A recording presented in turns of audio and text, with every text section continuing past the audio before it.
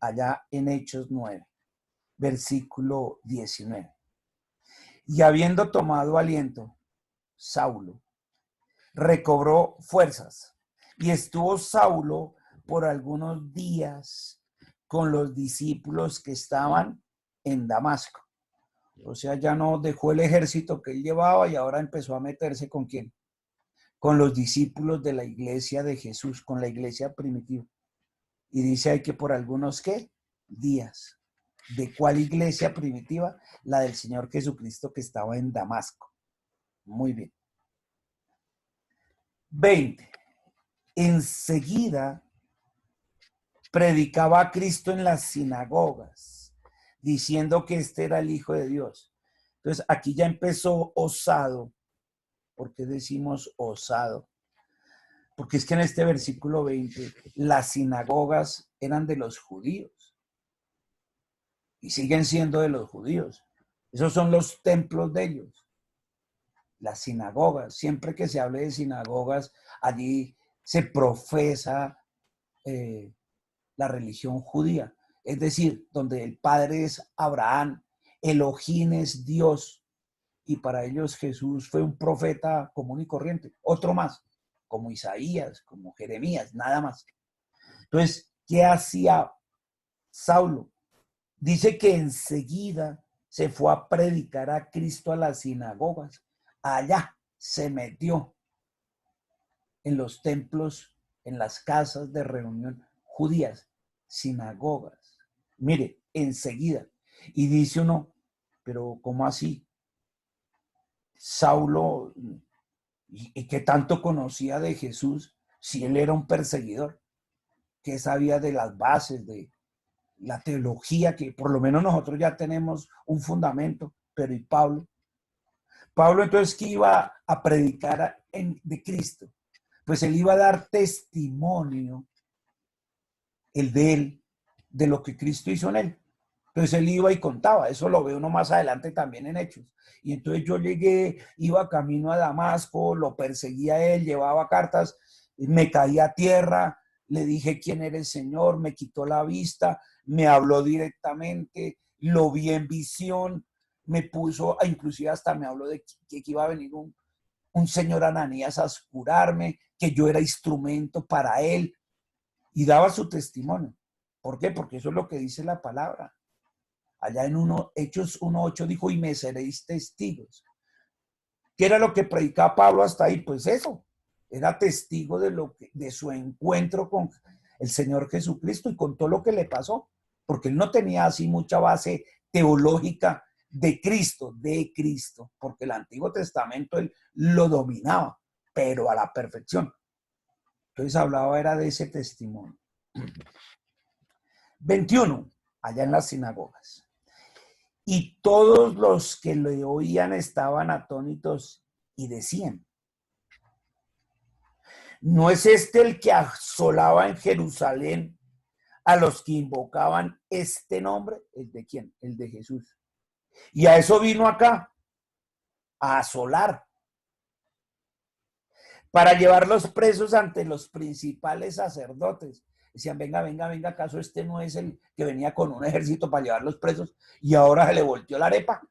Y ahora entonces, en lugar de eso, lo que está hablando es de Cristo y defendiéndolo y de lo que Cristo hizo en él. Entonces, ¿estaban qué? Atónitos. 22. Pero Saulo, ya convertido, miren lo que dice ahí. De ahí sale el título de la prédica.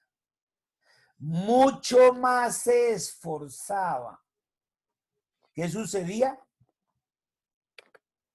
Se esforzaba mucho más. No simplemente eso. Y fíjense dónde se estaba metiendo. A las sinagogas. A hablarles de que el Mesías sí había venido, a los propios judíos. Y se esforzaba más. O sea, entre más le decían no le haga, él más le hacía. Ahí se esforzaba ¿qué? Más. Y eso que está recién convertido. Sí, Pablito, porque a él no lo han llamado aquí todavía a ser apóstol, ni a ser pastor, ni nada. Simplemente Dios lo llamó a predicar de su Hijo Jesús. Y él de una traca, para las que sea, papá, ¿qué hay que hacer? Yo voy a hablar de lo que Jesús ha hecho en mí. Pues el Señor nos empieza a hablar. Si Cristo ha cambiado en algo tu vida, ¿qué estás esperando para esforzarte un poquito más? Dios no te está pidiendo que sepas Biblia ni teología. Te está pidiendo simplemente que cuentes esa experiencia a otros. Mire, yo era así y el Señor me cambió así. Yo tuve un encuentro con Él y me pasó esto. Y mi vida ha cambiado así. Era inseguro, tenía miedos, no sabía del futuro. Ahora tengo paz, tengo tranquilidad. Fuera de eso tengo expectativas de trabajo. Mi vida ha cambiado, ya no vivo en angustias, en el hombre que se va a ir de la casa, o que me va a pegar, o que me va a dejar, o que me es infiel. Ahora mi seguridad está en el Señor. Y tengo de todo. Tengo comida, tengo techo, tengo relaciones, tengo trabajo. En estos 40, 50 días de confinamiento, Dios ha cambiado mi vida. Increíble. Estando aquí encerrados, me la ha cambiado. Y me ha cambiado todo eso que he dicho. Y esto que estoy diciendo son verdades en esta iglesia. Todo eso. A una sola familia. Bueno, conozco de varias de esta iglesia. Les ha cambiado así. Si creyó. Ahora, fuera de eso, el Señor dice, esfuérzate un poquito más. ¿Qué es? Ve y cuéntale a otros eso. Cuéntale a otros eso. A otros que no han creído en Jesús, cuéntale eso. Mire, es increíble lo que ha hecho el Señor. Estando en esta situación, esto me ha dado de todo es de todo lo que acabo de mencionar. Todo. Eso, compártele a otros. Por ejemplo, lo que está haciendo ahorita Jeffrey. Él se le convirtió su momento en alegría, está feliz ese muchacho. Y él sabe que lleva una misión, eso, esforzarse un poquito más, compartirle a otros de Cristo y lo que Cristo ha hecho en la casa de él, en la vida de él, en la vida de su papá, de su mamá, de su hermana, de ella. Ella es ahora una seguidora, ella. Y entonces uno dice, miércoles, hay que compartir de tantas casas. Allí de la casa del hermano que hoy está trabajando, que les mencionaba que trabaja en construcción, arquitecto, y va a salir una gran obra, y dice un miércoles en medio de esto. Y sí, y son tantos casos en la iglesia, tantos. Eso, esfuérzate un poquito más. Y si no ha pasado nada en tu vida, algo debe estar ocurriendo. Entonces te hace falta llenarte del Espíritu. ¿Y cómo se llena, pastor? Vuelve y juega.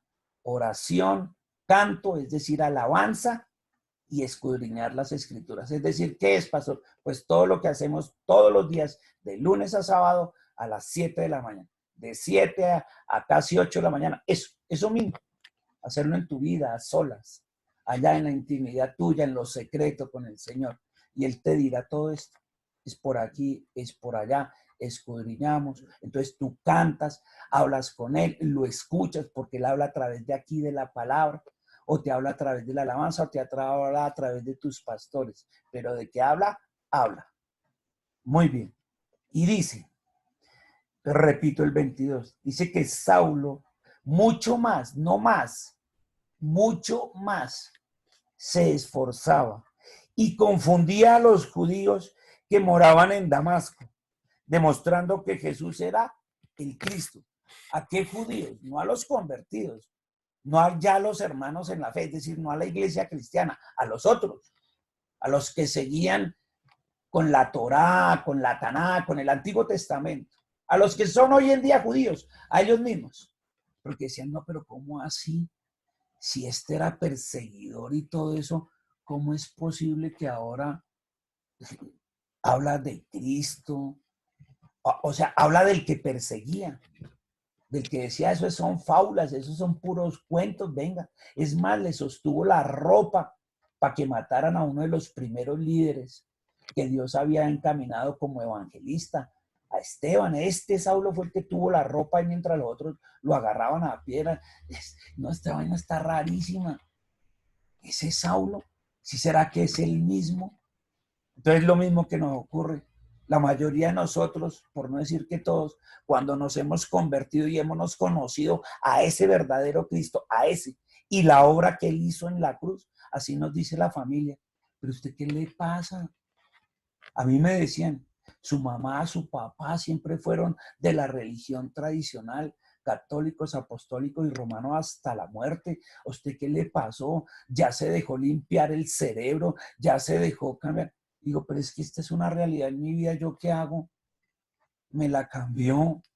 Yo, Ricardo Páez, no es que yo era mujeriego, mentiroso, engañador, mentira, todo lo arreglaba era con la plata, humillativo, de todo, gritón, grosero. Y Él me limpió. Es más, mi mamá, ahora recordábamos eso, me decía, prefiero este Ricardo toda una vida, el de ahorita, el que está aquí conmigo, al que todo me decía, tome plata ahí, pague lo que necesite, tomen, eso vayas en taxi, eso no, ida y vuelta, tome para que pasieta, pero nunca lo tenía a mi lado. Nunca me acompañaba el médico, nunca iba conmigo a la droguería, nunca caminábamos juntos por el parque, nunca salíamos así a andar por las calles. Él todo lo arreglaba así. Y prefiero 1000 veces a este hijo, al que tengo ahora. Y digo, Señor, cuánto me había perdido. Entonces tengo que hablar de eso.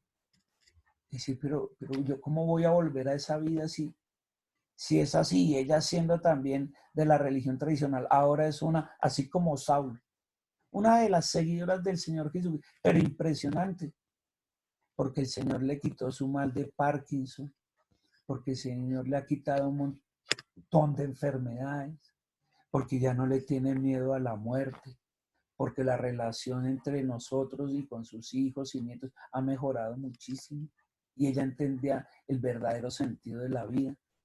Entonces va y dice eso, y no se puede quedar callada. Y ella lo conoció hace 7 años, ella tiene 82, lo conoció a los 75 y no puede negar y dejar de hablar de él. Entonces yo les cuento casos de que nos hemos esforzado más y el Señor nos está preguntando allá a todos nosotros, ¿te has esforzado más? ¿Le has contado a otro de tus experiencias con el Señor? Hay muchos que las han tenido en este tiempo de confinamiento. Eso no es para quedarse callado. Hay que esforzarse más, un poquito más. Muy bien. Dice aquí a la derecha, versículo 23, ahí mismo de Hechos 9. Ya pasados muchos días. ¿Qué pasó? Muchos días. Los judíos resolvieron en consejo matarle. Increíble. Ese consejo, ese mismo que le había dado cartas de autorización, o sea, más recomendado que quién sabe quién, para ir a matar a la iglesia de Cristo y a traerla presa para matarla. Ahora esos mismos del consejo llegaron y dijeron, no, hermanito, ahora vamos a darle carta, como dice doña Brisa, y da para darle qué, oiga, que para darle piso. Ahora hay que darles piso a ese señor, porque se nos volteó. Ese mismo consejo, increíble. 24. Pero sus acechanzas llegaron a conocimiento de Saulo. Y ellos guardaban las puertas de día y de noche para matarle, es decir, las entradas y salidas de las ciudades. Venga, donde ustedes lleguen a ver al Saulo, lo cogen y lo van bajando. Entonces, 25. Entonces los discípulos, la iglesia del Señor, la iglesia primitiva, la iglesia de Cristo, tomándolo en la noche, lo bajaron por el muro. ¿De qué? De la ciudad. Descolgándolo en una canasta. Entonces imagínense usted esas canastas de mercado allá en Abastos, un canasto esos pero grandote.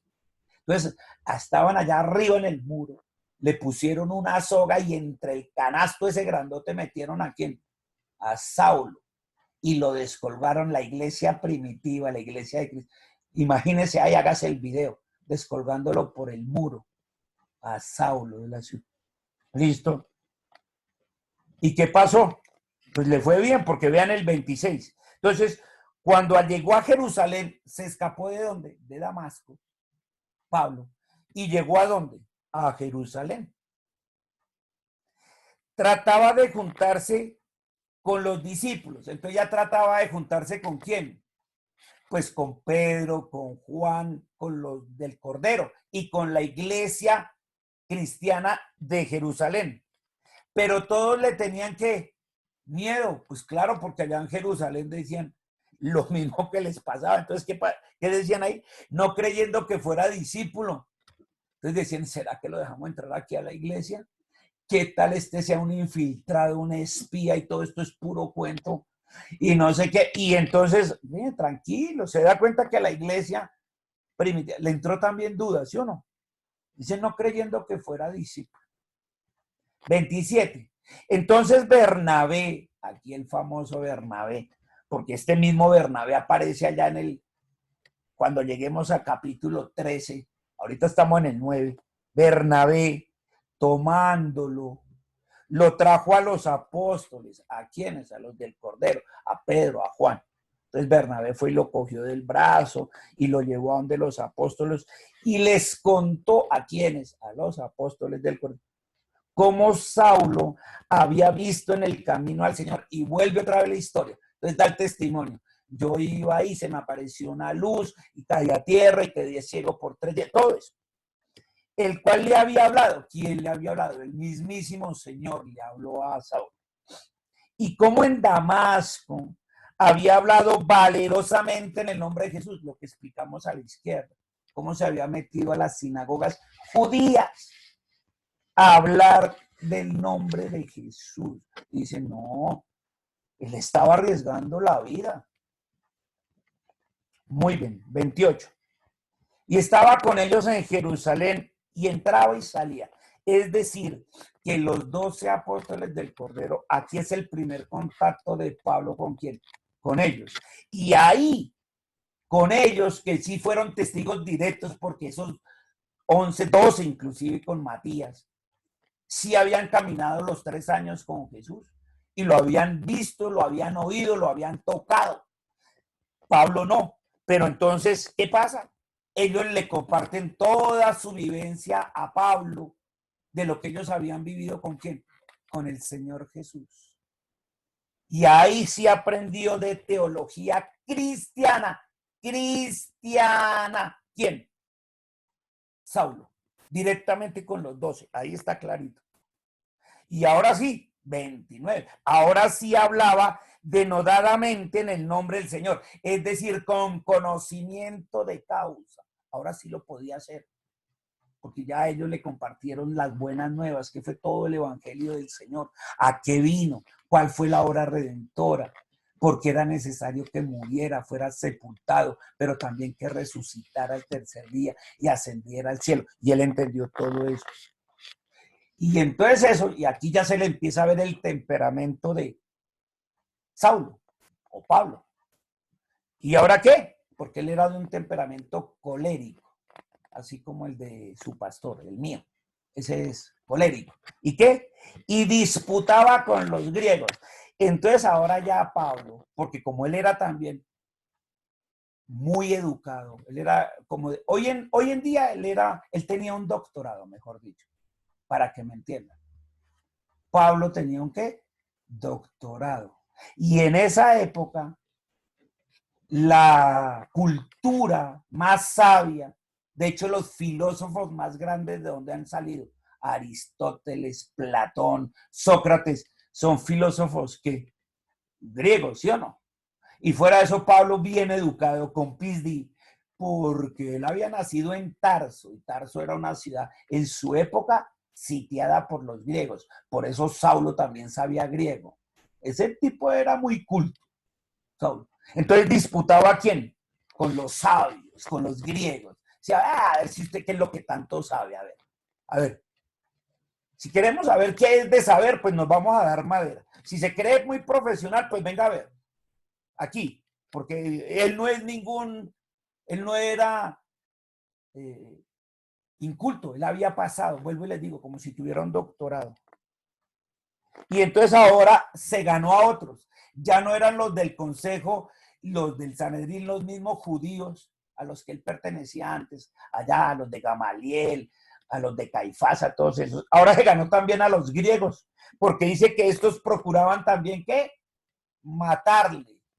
Los unos porque los dejó ahí tirados, a los del Sanedrín, y a los griegos porque, uy, venga, este tipo también es muy culto y habla con propiedad. Entonces, tanto los unos como los otros lo querían, ¿qué? Matarlo. 30. Cuando supieron esto los hermanos, ¿quiénes? La iglesia de Jerusalén, Pedro, Juan, los apóstoles del Cordero. ¿Qué hicieron esos hermanos?